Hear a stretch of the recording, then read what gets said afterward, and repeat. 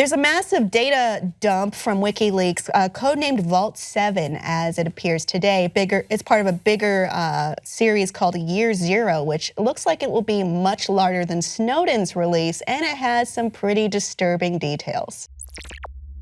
So right now, it's early on in the development of this story. Some of the information in the documents, according to the New York Times, appeared to be genuine, though there are people who doubt some parts of what has been released so far. There are some scary sounding details in here, which if you take as true, you may or you may not, would mean an assault to, I don't know why I laugh right now, probably because I was just really uncomfortable. You're nervous. An assault to your data privacy and your privacy in general. Some of the highlights include malware that can infest any smartphone on the planet, an app called Weeping Angel, Doctor Who fans, that turns Samsung smart TVs into always-on microphones for CIA spying, and a program called Fine Dining that helps agents build custom cyber weapons for specific purposes. If this is true, WikiLeaks say that rival states, cyber mafia, and even teenage hackers could be using these tools right now. Yeah, this is unsettling stuff. This just gets worse and worse, doesn't it? But there doesn't seem to be. Every time one of these cyber breaks happen, they seem to be more severe. Like the article says, it's 3 years worth of Snowden releases. It's over 8,500 documents are released. So yeah, it is just breaking. So obviously we're not going to have all the knowledge of how legitimate this stuff is.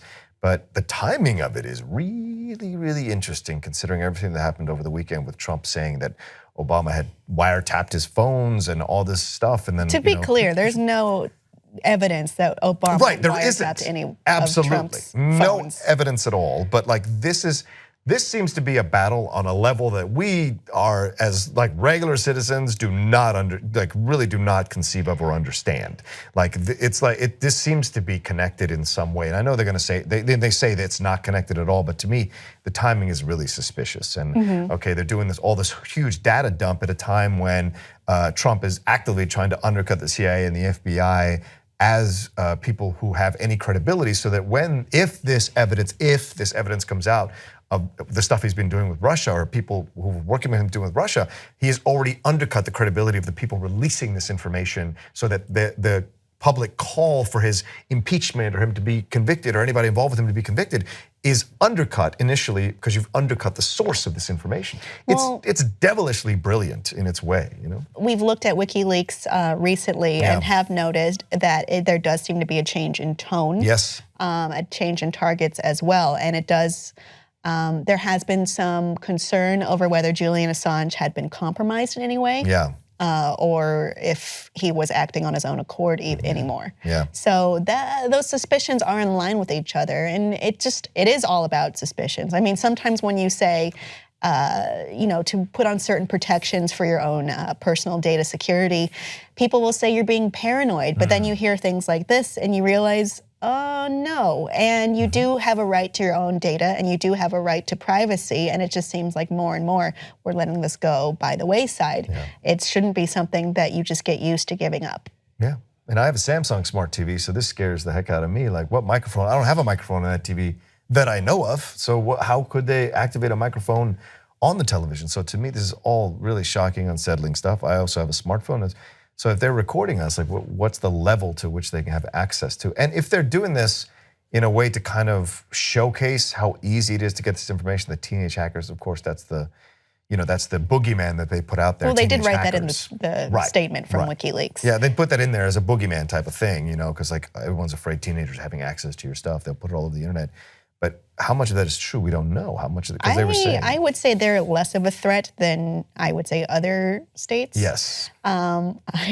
This is my personal opinion. I generally am on board with Anonymous and what they do, generally. But that's a whole other conversation about the nature of the group and anonymity, as it were. That is a little bit different. Some are saying that some of the information released does seem misleading. For instance, certain techniques detailed in there would be able to bypass encryption services to possibly retrieve the information before it is encrypted in certain apps such as WhatsApp, Signal, Telegram, Weibo, Confide, and Cloakman. And it seems a little dubious to some that they would name these specific things and going around them. But we're still considering the veracity of these claims. So far, there are some that do look credible from credible sources at the very least. And it is something to think about for sure. Yeah, how much more, I was in military intelligence for 8 years in the Army, so this was like the initial stages of understanding hacking, understanding these kinds of things. So this unsettles me on so many levels because this is just gonna get worse and worse, these dumps, because they get bigger and bigger. So the access to more and more information out there, Yeah, well, as this comes out, I'm sure there will be more and more information released from these data dumps, more from the year one information coming out. Audience, do you believe this is true? And if it is true, what can we do about it? Please let us know what you think below in the comments, and please like and subscribe for more.